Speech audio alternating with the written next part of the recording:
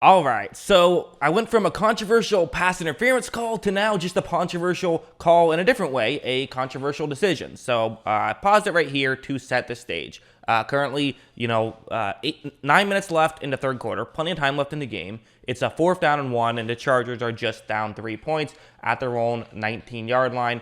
Also, it says 4th and 1, but it's a long one. It's really about 1.5 yards here. The great analytic war of 2021 has now extended to 2022 because, Brandon Staley versus the traditional football minds will continue to argue and disagree about this stuff. But first thing, when I always do this, when I want to complain or even just talk about a 4th down decision, I like to look at what the numbers say. I just like to have the numbers in my back pocket. I'm not a you have to always follow the numbers or you should never follow the numbers guy. I want to know what the numbers are. The numbers say here the recommendation is strong to go for it, actually. So not only is it saying, I was expecting like maybe a medium or even a toss-up here. This is saying they strongly recommend to go for it. And let's look at the logic behind it. Basically, they're saying you have a 71% chance to go for it. And quite frankly, I probably would have put that higher given the way that the Chargers have been able to, have success in this one. I also do think just being down by 3 points, that impacts stuff as well. And really, the reason why going for it here always works is just possession matters so much more than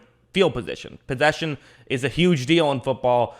Field position matters, but it doesn't matter as much as people might think it does. However, that doesn't mean we can't criticize stuff about this play. So look, let's go back right here. You can see from up here, you should not be running it up the middle. I mean, the Raiders look like they're expecting a quarterback sneak. That's what they're trying to do here. And if you want a quarterback sneak, I don't even hate that decision. But personally, I don't know if I love this read to run it up the gut. That's just kind of my opinion on this. But also Darius Philon just makes a great play. I mean, he sheds a block really quickly, makes a tackle for a loss. Like sometimes defenders just make good plays as well. So I don't know.